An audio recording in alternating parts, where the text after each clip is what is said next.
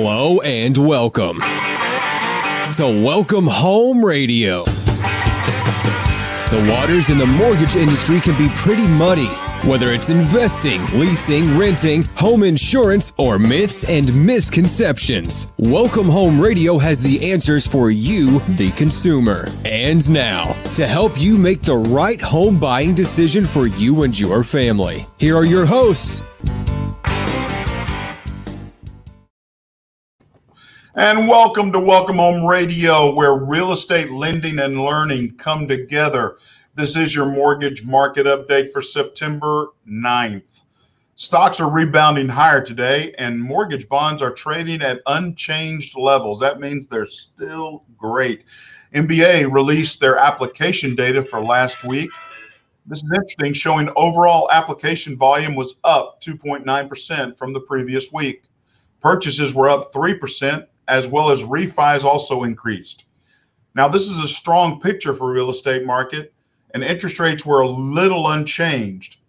Demand for housing remains extremely hot, and for the fourth consecutive month, over half of the homes offers are facing a bidding war in August. The strongest areas, of course, were the coast, the West and the East Coast. Home sales are going fast.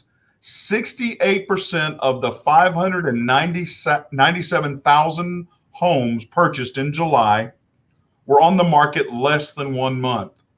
Extremely seller's market.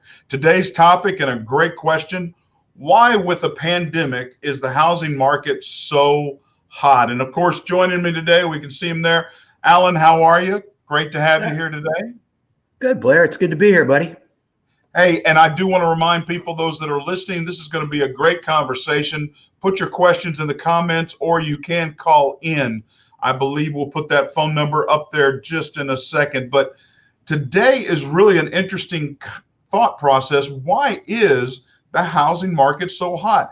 If people are in forbearance, losing jobs, they're living off of PPP and or unemployment, how is it we are still seeing homes often less than 30 days? I mean, 597,000 homes, 68% of them were on the market less than a month. What's going on, Alan? Well, I think your talking points kind of nailed it. It is really busy. Inventory's low, lots of buyers out there. You've got a combination of apartment dwellers getting a first-time home because they're working out of their home now and they want a nice home. If they can, if they have the credit. Then you have the other people that live in a beautiful home but want a bigger home. Their jobs might not be going back to the commercial property they used to drive to every day. And they're adding a room, or they're wanting a pool. And there's just so much demand. It's unbelievable. And days on market, you nailed it right there too. If the house is nice and doesn't need a lot of work, I mean, it can need a little bit, but if it's completely fixed up, you're going to get 10 offers that first weekend easily. If it's, average and it just needs a little work here and there, you're still going to get offers, because there's always that buyer that can see through the things, that some people want perfect, others see what they want and they take it, and then they grow into the house. And then you have the first time home buyers. Now, one of the issues that realtors run into, and lenders too, obviously, we work so close together. You can't do a loan until I find the house for them, and I can't buy the house with them until you can give them the loan. So they go so good together, but it's just been really rough. A lot of buyers are out there being frustrated, and some of them are like, all right, I can't get one. Well, let's take a step back there. You mentioned something earlier that I don't want to glaze over, which I think is important. And I was looking up some data. 37% increase in rent over the last 6 months. 37% nationwide renting cost. An immediate indicator that people, hey, I'm tired of paying somebody else's mortgage, somebody else's pay. I've got to get into a home. I've got to figure out how to get my credit up, or, let's transfer this payment into a mortgage because it works. I mean, we've seen a refi boom where people aren't leaving their home. They're refinancing. They're dropping their rates from 4s to less than 3 sometimes, even high 3s to mid 2s. So people aren't moving. They're staying put. And then renters are trying to come into the market.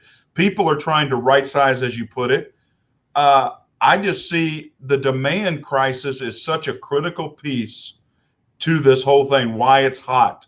And you explained it. I mean, people are, if it's in a good home, all of a sudden you're going to have 10 offers very quickly. As we've said this for 4 months, it's a seller's market. It's transferring from a neutral market to that seller's market. So what is it going to happen? Is it going to bust because prices continue to go up?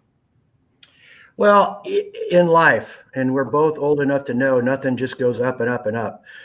We're at a stock market, the Yankee dynasty at some point falls, and Boston Red Sox actually won after 100 years. So no, the Cubs won. And there you go, the Cubs too, right? So it's a deal where, yes, at some point it will stop being a rocket ship and moderate, but nobody, there's people that study math and algorithms, and they try to predict these things, and I think they do a decent job, but you can't predict it. So what you have to do is learn how to live with it. And when you learn how to live with it, that seller you're talking about, they know if they have a good realtor and they understand what's going on, they know how quickly their house is going to sell. So what do you have to do first? Well, you got to know where you're going. And that can sometimes mean they have to buy a house or move out of state to a different location. My sister just moved out of Texas, kept her same job in Texas, but now is going to live on the East Coast. And because she can, they're not going back to the office. So you have all those things to deal with. People moving out of state, people moving to a different house, to a nicer house or to a smaller house or whatever, a 2-story to a 1 or a 1 to a 2 within the Metroplex. They have to have a place where they're going to land before they can sell that beautiful home. Well, as this pent-up demand for homes, the pandemic that, to be perfectly honest, I think it's a plandemic. They keep it, the media just seems to continue to want to put more and more fire into it. But there is a pent-up demand right now that people are wanting to make a change. Like you said, some people are never going back to the office. They're going to work from a home, and they have been given the ability to work from anywhere. Like my son-in-law was able to move to Colorado because his job would never go back into the office, they said. Right. So he moved. And I just don't understand where we're going to see. Reading data here, we saw the home prices have surpassed an average median, national median of 300,000, and that has not happened in over 21 years. I mean, the national median average in July. And so this pent-up demand, renters wanting to get into homes, owners of homes, condominiums, townhomes wanting to get out of town and get into the burbs. It just seems like we have an opportunity because rates are going to be so low. There's more people able to buy more home in the market right now than there are availability. And what's going to happen when demand is low or demand is high, but availability is so low, we're going to see prices continue to go.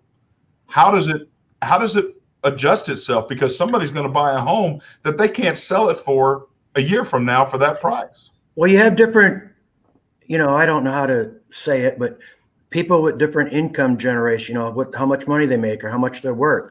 Everybody does it different. So there's people that have a lot of money and see this as opportunity. Yeah. And what do I mean by that? With housing going through the roof, and they're the ones that invest in properties and then rent them out. Well, what they're doing, and you watch, they're the ones going to go to downtown Detroit, downtown Dallas, downtown San Antonio, downtown Houston, and buy these properties cheap, the ones that people are fleeing. So they see opportunity there. I've read enough about it. It's happening in all the major cities where there is a certain amount of urban flight. People are going to go in there and buy that, the people that have the assets the ability to do so. They didn't make money by buying stuff expensive. They made a lot of money by buying it at the right time. So the same thing happened in 2008, 2007, when it did bust. It went belly up, kaboom.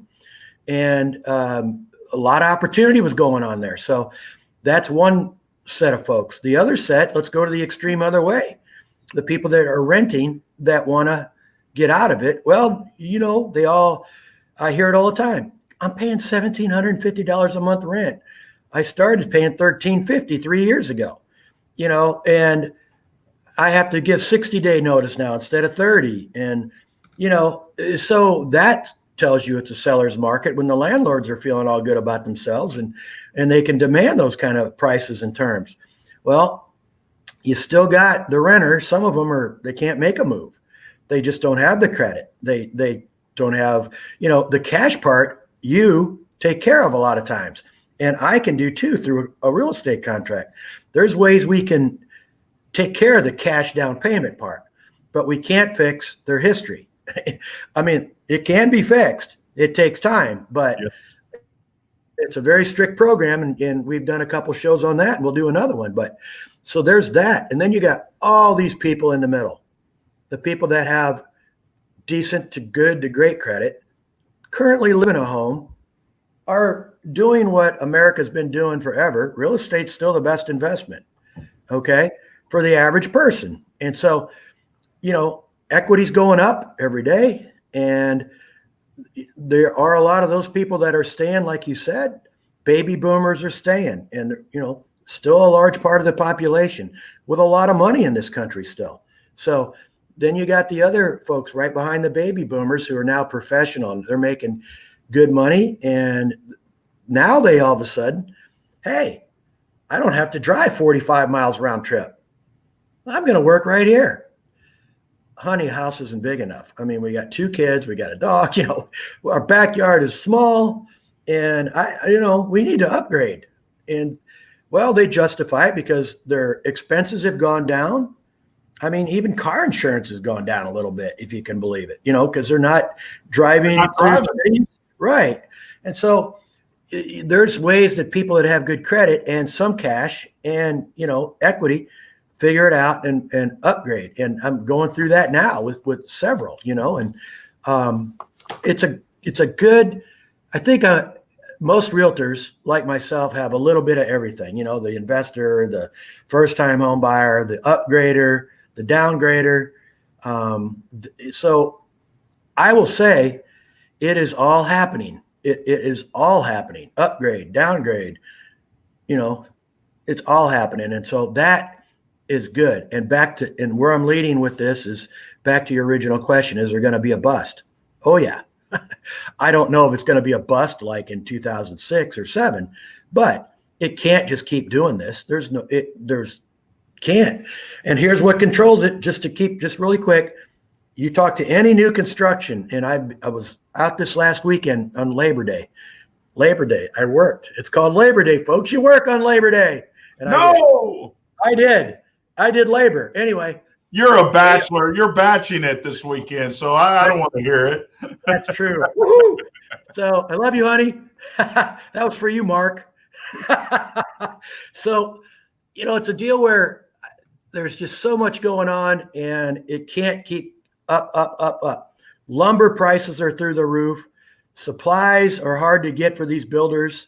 Labor is hard to get for the builders. And why does that matter to people looking at resale? Because builders take up a lot of those buyers.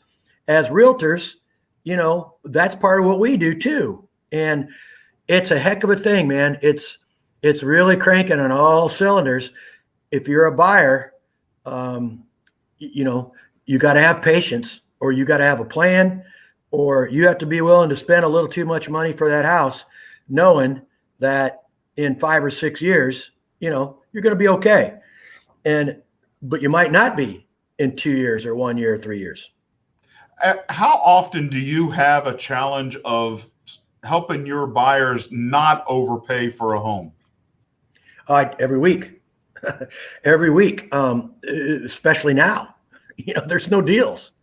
The best advice realtors can give, in my opinion, to First-time home buyers are things like see through it. The couple of the windows are foggy, broken seals. See through it. That green wall in there where the kids painted see through all that. See through the little things in a house that you can grow into gradually, a little money at a time, fix it up, the fence, things like that. If you can see through those buyers are very successful. My goodness, I've helped buyers buy homes that were completely just. Yeah, let's do it this way. I'll do that to accommodate your schedule. Tom's having another conversation while being on the radio. I like your haircut, buddy. Yeah. It looks like he's a little busy. We're glad he's here. But guys, we'll finish this thought, real quick. It's just a deal where the people that can see through these things. I've been in homes that were completely, you would think, not buyable. Nobody would buy it. But I've had buyers, and we've had those conversations, Blair, those conversations with a buyer about this is all stuff and oh my gosh, when you go in that home 2 years later, it's unbelievable. So those are the folks. Awesome. Again, listeners, if you have a comment or you want to call in, give us an example, talk to us. We encourage you to contact us. We are talking about why with the pandemic is the housing market so hot. Things are going off the shelf. Again, 68% of the homes, 597,000 purchased last month, were in multiple offer situations. And we're talking 5+ offers. So it is a seller's market. And welcome to the show, even though he's on hold with somebody else. Hey, Tom, how you doing? Wake up, brother. Wake up. Huh? What? On hold? Abraham, get him straightened out. There we go. And I got my charts for teaching my students here. I tell you what, we've got it all organized today. Take care of it. Well, then give us your comments on why this market, with all of the wrong things in our country, a pandemic, jobs lost, why are we having a hot real estate market? Why is there so much demand and less availability? What is going on here? Well, I would have to again say that a lot of it's driven by the fact that we're talking about we're real cash flush right now with regards to the market itself. Now, I did note today, Alan, the market's up 600 points. Yeah. I mean, it's just so bizarre. There's so much cash out there. Keep in mind, we're talking about trillions of dollars being generated by the Fed in the last 6 months. I don't know how this won't cause hyperinflation. I just don't know how it won't, because all the economics I studied in college, this just pales in comparison to what you study and you read and you understand to be what should happen.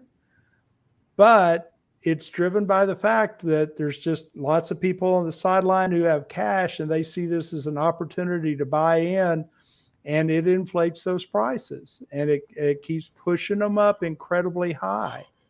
And, Alan, of course, is so very nice for me that he keeps showing me properties and sending me a little link up for properties in Lewisville, Texas, up here.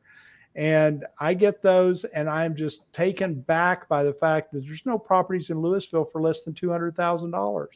I'm like, I could have bought 12 houses for $80,000 10 years ago in Lewisville, Texas. And a starter home today there is 200 plus. I will say Lewisville's done a really good job in the last 10 years. The infrastructure of the downtown has been redone. Yeah. The fact the train runs through there, the fact that the tollway has made a big difference, and Lewisville has really, really come up price wise. It's got some good neighbors too. It's got, Lake Dallas and Corinth to the north, the Colony to the east, and Flower Mound to the west, Grapevine to the south. They did surrounded. That was right. They did one thing I think that was right. They put in the only drive-in movie theater in the local area. Now, I suppose you want to talk about Jiffy Pop too. Yeah. So, Tom's right on the money with the whole thing about Louisville. They have done a good job. And when I talk to people from out of town now, I am surprised how many go, we're kind of interested in that Louisville. We looked around, they got, great restaurants, and they got everything I need within a mile or two of what I'm looking for, and schools, and, I know. They've done a good job. In the Colony, of course, the tollway just changed the Colony. Yeah. That used to be all Fox and Jacobs homes for $75,900. Yeah. Right? Remember that, Yep. Tom? Yep. And now, oh my gosh, you can spend $500,000 there so quick you make your heart spin. Yeah. And you can spend $250 on a Fox and Jacobs home. Yeah. And it was built in 1972. Yeah. Exactly. Yeah. Lead-based paint. Oh boy, there we go. How we ever live, I don't know. Never. That's a whole nother thing with the whole Jiffy Pop talk. So yeah. Don't eat paint chips is always my advice. Yeah, put butter on your popcorn. Yeah. Well, then what do these first-time home buyers need to do to be able to compete? And one of these renters that are increases of 37% of their cost need to do to be able to get into a home if it's this type of market? Do they have a chance? Well, I would say, and again, one of the things you've got to keep in mind that is occurring here in the January timeframe, I think, because they keep delaying everything, but the exception for that going over 43% rule is going to go away in January of this coming year. That's going to put a lot of people with much stricter budgets to be able to qualify. And so if they can't exceed that 43% back ratio rule, which over 50% of the loans we do exceed the ratio requirements, that if they take that rule away, it's going to create a market that is much more conservative than we see currently for lenders. Lenders won't be able to be as aggressive as they have shown to be over the last couple of years. So yeah, and your question, Blair, about do they have a chance? Well, I approach real estate with every family, every individual, considering if they can get a loan and we can really go out there and be a team. Yeah, we have a chance. But like we said just before Tom got here, we're dealing with a situation now, and you have to live with it. You have to live within our current situation, where prices are just going up and up and up. And of course, a seller looks at cash, conventional, VA, FHA. What do you bring into a seller? They're in charge. And, 2014, I want to say, you had the buyers were in charge. It's like it was happening. 2017, sellers market. It started settling down. Then this, whatever we're calling it, pandemic or plandemic, when that hit, everything stopped. I mean, I can't tell you all the new construction builders I've talked to. They didn't visit. Nobody came to see them in March. Nobody. And early April. And then all of a sudden, now they can't build them fast enough. They can't get materials. And it's crazy. First off, I want to respond to Diane. Thank you so much for listening in and appreciate your comments there. I do want to offer a solution that I think for first-time home buyers and or people that are looking, there are a lot of small custom home builders out there that are able to, build anywhere you find land, and they can combine so that this construction project for you can happen within your price range, what you're looking for. It doesn't have to be a spec home by D.R. Horton or somebody. It can be your customized solution, the home you want, built your way, where you find land that is good. And I'm talking with several of them lately through our recent shows, and it's been great. 5 of them all want to support the veteran community as well, which is tremendous for me here in Texas. But do you see an obstacle, or do you see an opening for small custom home builders to build these homes for people? They're going to be out a little bit further where there's land available, but I'm seeing right here in the middle of Plano and Frisco and the Colony, 1 to 2 acre lots in some places that are available. Is that an opportunity, or am I fantasizing about something. I think you're fantasizing on an acre because that Boy, acre me too would in cost Plano. them Or, yeah. so that Yeah. acre cost them $1 million. $1 million bucks. So And the yeah, house is only your 500. What a deal. your cup's definitely half full, man. Okay. No, where you're making total sense is when Thank you, Lynn. Lynn's got it. She's right there in the comments. I agree with you, Lynn. OTC is there. On one-time close, construction to perm are definitely on the increase. Thank you so much. Man. Yeah, all you got to do is you just got to get in your car and you got to drive a few miles. You got to drive a few miles. You can't drive into downtown the Colony and, oh, I'll take that 2-acre lot, put a $300,000 house on it. Too. Yeah, if you don't mind commuting from Oklahoma. Yeah, right. Oh. Hey, most jobs you don't have to leave your house. What we talk about. Well, Look at you. I know I'm spoiled rotten. Of course, my butt's getting bigger because of it. Excuse me. Well, I'm also seeing that shiny whiteness. You haven't gotten out at Galveston like I did this past Labor Day and get sunburned. I'm pretty pasty, that's for sure. And I do want to point out, you know, we don't talk a lot about the weather, but my brother-in-law had to leave his house on what is today? His house on Saturday because there was one of these fires up in Colorado that was raging near his house, and he was in a mandatory evacuation. You know what his house looks like today? Yeah. Yeah. My granddaughters are playing in the snow, and they were at almost 100-degree weather there in Castle Rock. And yes, remote access is the way of future business. It's crazy. I can work in that. I mean, 100 one day, snow the next. Yeah, we were commenting on what was it about the bison there, Alan? Well, they ain't that bright anyway. But you know who's really suffering is the hummingbirds. Oh. I have a cousin up in Colorado on the Eagle River, got 15 hummingbird feeders, and they're all. I don't think they're doing very well today, though. Yeah, man. Yeah, not they're good all hummingbird frozen weather. up. Yeah, it's not crazy good weather. I agree with you. It's all the birds are bigger in Texas. Amen. Yeah, the vultures, right? they fly over my house all the time.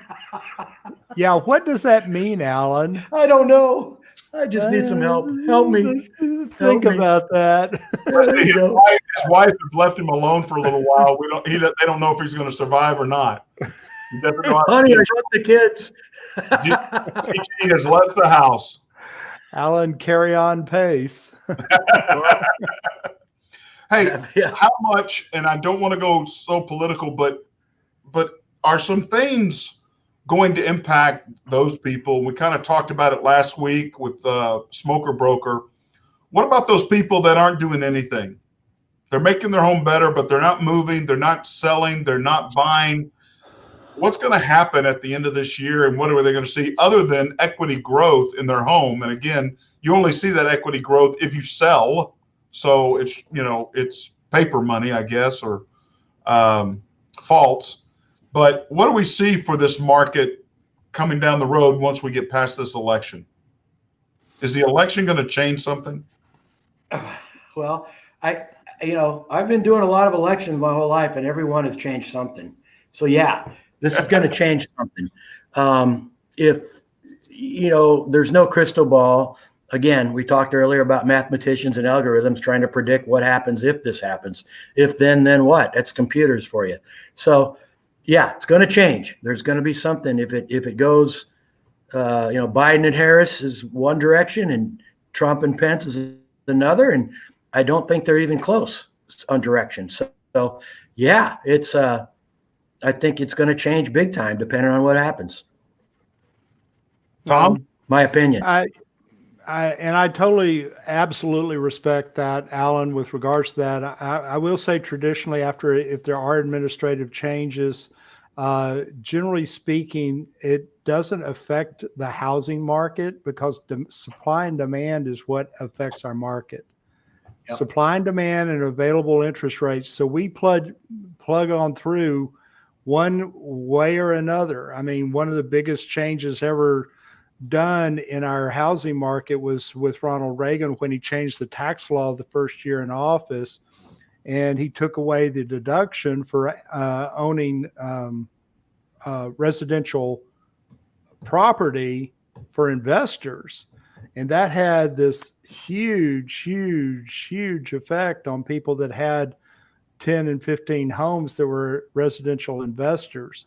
So I won't say political stuff doesn't change it, but it's still, and the baseline is it's driven by supply and demand. And we see traditionally after any types of changes, the housing market doesn't change because people still have a demand for housing. They still want to, and I think the big problem that's going to happen is we're going to see a crunch on affordability.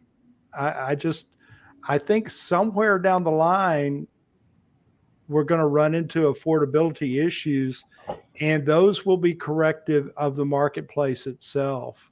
Tom, do you think, I mean, there's got to be, again, building supplies going up, cost and supply and so forth, but renters are getting squeezed. I mean, they are getting squeezed to the point that is there going to be a bill and or policy and or something from the government to control increases like they've done for property tax, and that they cannot continue to increase these renters' costs because they're 37%, and right now it's targeted that 38% of those people living in renters apartments, so forth, they're spending 38% of their income just in housing.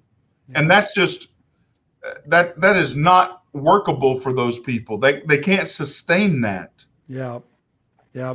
I can't see a federal mandate on that. States tend to control that, like New York State, they have rent controls there. And so, but I wouldn't see that ever a possibility anywhere in southern states. Midwest has that in some. They allow their local governments to do some of that rent control stuff. But there wouldn't be a federal mandate because it would just be a legal boogaboo. It's an overreach. Yeah. I think it goes back to what Tom was explaining earlier. The market will take care of that. And it will. And eventually, when people can't afford something, they can't buy it, and the demand comes down, and therefore the prices come down. And housing, in regard to change with the election, if we're talking simply housing, that's exactly right. I agree with Tom. People got to live somewhere. It's always the case, no matter who's elected, that kind of thing. But I think in these times with what we're going through now, to me, it feels different. And I probably voted in as many or more elections than you guys have, because I'm probably older than both of you. So I've heard that rumor. I heard Dirt and you were created about the same time. Yeah, I know. Yeah. So I'm just saying, I paid 20% interest on my Datsun pickup truck. It had AM radio and air conditioning. And I only got 20% interest if I got in my car and went home and got my college degree and brought it down, could prove it. So that was back before cell phones and you could just pull it up online or whatever. Physically had to go get it, and went down to New Datsun on Preston Road and bought it. He was around when cell phones weren't here. And then my first home. Datsun. My first home, I bought it in 1983. 14.75% was my interest rate. And you got to be at least 50 years old to even come anywhere close to that, to understanding it. Mr. Thomas. I do understand it. I just have to laugh. Was that the rotary engine in the Datsun? No, that's the Mazda. Oh, that's a Mazda. Sorry. Okay. But that's the difference. I think there's going to be a picture that's coming up one day. There's so much. And the other thing, instant news. Oh my gosh, this instant gratification thing. And it's different. I mean, it's fun for some people, but back to where Blair started with all this, the people that are not doing anything, I'm one of them. I'm happy. I have my Yeah. little piece of my little pie here, and I'm not moving up. I'm not moving down. Yeah, we put in a few things here and there as we go, but no, I'm not. I'm not making a move, and my house gets solicited constantly. So does Those yours, I'm darn sure. It's realtors always asking to sell the home. I mean, horrible. leave I me don't know how they. alone. They're How they nag, nag, nag. How do they live with themselves? Nagging all the I time? couldn't sleep at night if I did that to people. I heard there's a course on that down at Champions. I'm not sure, but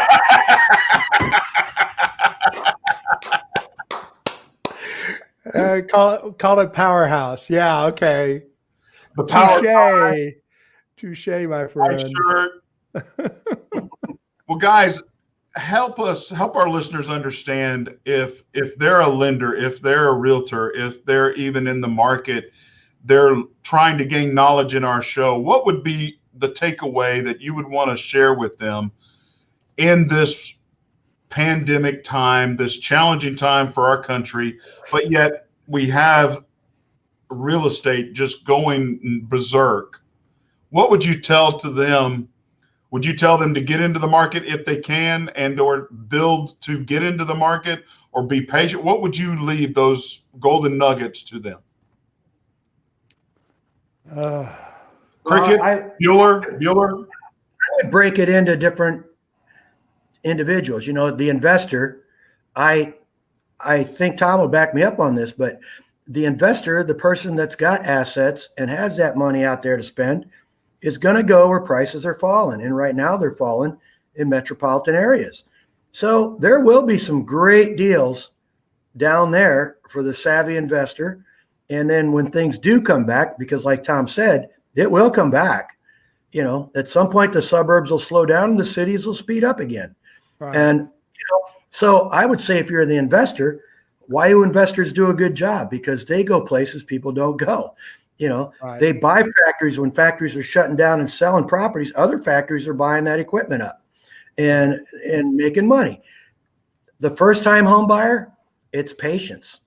And you have to, we have to simply outwork the other lenders and the other realtors when we get together. It's that tough. It is really tough right now.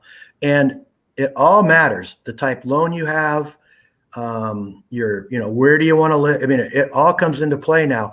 And I still say, when Tom was just coming on, we were in the middle of talking about this, those people that can see through the things that aren't perfect about a house, yet realize how nice this house will be for me in 2 or 3 years, they're going to be the winners here. Okay. Because they're still going to get a fair deal on a house because they can't get top dollar for that house. And yet when they put a few bucks into that house, down the road, if they stay in it 5 or 10 years, they're going to do really well on that equity wise. So I think that's some advice for those kind of folks. And if you're going to stay put, congratulations. I say stay put, enjoy your life. I love waking up in the morning. From there, it's just cherry on the ice cream, And Tom, what would you say? I think Alan used the best word possible, patience. What does patience interpret to? What does it mean? Well, it means keeping all my ducks in a row, keeping and being opportunistic with those values that you finally find that something does come along. And sure enough, wow, here's a house for 175. I haven't seen a house under 200 in forever. There's going to be something wrong with that house. But if you go to it, you go, okay, I can deal with this. I can work with this. I can make these happen and fix these things over time. If it's got a busted foundation, they of course look at the specialty type lending where they can fix that and buy the house at the same time. Lenders are flexible enough nowadays that even if you've got, within $5,000 as far as repair, they'll put that money aside after closing and let you escrow to do that without having to use a more expensive 203K or so. All these solutions, patience, going back to that definition, one, opportunistic, second, keeping your ducks in a row. So we're right now at the highest amount of savings rates that we've ever had in the United States, pretty much. In other words, people are keeping every dollar that they get so that they have it for a rainy day, which might be tomorrow or might not come. They might be able to make it through and then have that money saved. Can I So, can I stop you right there? Because Nebraska sure. Furniture Mart would contradict that. People are walking out of there with large TVs, sofas, new beds. I mean, they're having and gun sales are off the chart. So I don't know Guns who's are cheap. saving money, but Well, and statistically, again, what we run into is there's such a vast amount of money. That's why we see the savings rates at their highest rates in forever, in a long, long time. I think one of the problems But we're going to have. we are a country. Let me say one more thing. We are the country that has one of the lowest savings rates during good times of any industrialized country in the That's where I world. was going. That's exactly where I was going. And Okay. it's a class system. And, what we don't talk about a lot is there's millions and millions of people that can't buy a home. They can't, if they're making minimum wage, they're having a hard time living anywhere. And it's not anybody's fault, but what they're doing. But I'm just saying, there's that. And I don't know if it's true. I haven't read this, but you could probably look at something, and a certain percentage of the people in this country have most of the money. And I think the average person's doing pretty well now. But there's still a lot of people that are extremely talented. For whatever reason, they haven't got the breaks, or like Tom said, they didn't jump on opportunities when they presented themselves. So many people that are successful or semi-successful, they clearly just jumped. They went for it. And we've all fallen on our butt before. Blair, you talk about you all the time. You hit a low, right? And now you're sitting in your office with a radio show, and how great is that? And you play a pretty mean air violin. yes, I do. Yes, I do. So I worry a little bit about, I have some of those in my family, that we've helped, and you try to mentor and talk to, but they make a choice. It's how they want to live. And so you can't change that. But, it's an interesting thing we're going through right now. Tom's right. There's a lot of money out there, and a lot of people have made a lot of money, but a lot of people are not even in the market and haven't seen anything. Yeah. Well, and I guess I would leave a golden nugget is, if you have a goal, work toward it. And if that goal is to own a home, work through the pre-approval process, work to understand it, work with somebody. Don't do it online. I just had a client come to me yesterday that she did everything online. She was pre-approved. She's self-employed, already in contract. Lo and behold, they finally get the tax returns and the whole loan blows up. And because she didn't make, per her tax returns, what she said she make, and they count on it. And the bottom line of it is, get with somebody, work with a person, work with a lender. Don't work with an automated system and hide behind your technology. Talk with them, Zoom with them, whatever, because this is, as we've said over and over on the show, 98.7% of all Americans, this is the largest purchase you'll make. Be prepared, understand, do your investigation. I still have people coming in my office doing that and saying they're a year out from now, but we wanted to talk about options now and what you see. And I like the conversations I have where people don't even know they're qualified. And when they do talk to you and they find out, oh my God, that was easy. I was scared.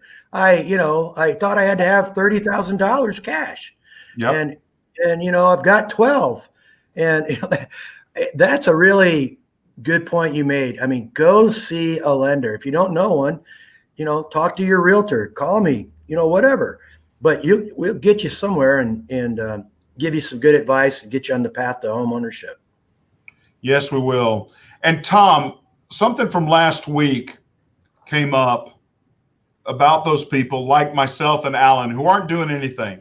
We're soaking up equity growth in our home. Okay, we're not down, but what do we need to be concerned? And one of the things that was stated was taxes, property taxes, and the changes. Yeah. We really need to be talking, and I think for a future show, to really understand not only how do they do property taxes, how does the appraisal district, do their broad brush growth, but then two, what can we do about them? How can we negotiate, challenge, so forth, but be aware of that whole process. So many people, they discover they get their taxes, and then all of a sudden they ignore it, and they never get that chance, and all of a sudden they're paying higher property taxes, and it's a surprise to them. Yeah. And I think that's one thing we really need to educate people on, because in this growth and the value, the equity of your home value will go up. You're going to owe more property tax, period. And that's whether you have a mortgage or not. Yeah. So I just see that as an important thing. Do you see that as a potential issue next year with what's going on in the market now? Well, and again, this is this is the imbalance that's created when you have rising values all over the place. You know, I fought and won on 5 of my properties this year, getting lower taxes. So yeah, and it ranged everywhere from $50 a year savings up to $385 a year. But if you take it overall, I mean, I saved $1,000 and that I wouldn't pay in taxes this year by going and fighting those properties that I went and fought. Next year, however, what we've already seen that they've tried to do this year is argue, and keep in mind, everything's based off the previous year. What's going to happen next year and what's going to put some of the burden on our home ownership situation, our values are going up as homeowners. But if I have a commercial property, it's going down. And when that base goes away, that revenue goes away from the commercial side. Here in where I live in Coppell, we trust that balance to be pretty much there. I already see a swing where the commercial world has already started dropping, and we still see these values going up. So who cares more of the burden? The homeowner carries more of the burden when these switches, even though our rates and our tax rates have gone down across the state, we still see this imbalance happening, and it's going to make city services and school services and all the things really in question next year. Next year's a legislative year. I'm wondering what the heck they're going to come up with, because I really do. I don't know what rabbit they're going to pull out of their hat. They've already skinnied down schools and cities from their budgets. And because they've done that, I mean, the end result is cities and schools are going to have to lay off people next year. And that's going to be. You heard it first here, folks. You heard it first. Breaking news. Breaking news. I agree with you. And I think that'll be an excellent show that we can have some people on to discuss this as we move forward. Thank you again for your service in your community there in Coppell and the education of our children. Guys, it's been a great time. Thank you so much. Please stay on afterwards, but we want to thank all of our listeners out there. And again, you can email us, text us, or even call in with your questions. If you have a show or a topic you want us to cover, please let us know. I'm Blair Thomas. I'm Tom Holm. And I'm Alan Pace. God bless, and we'll see you next week.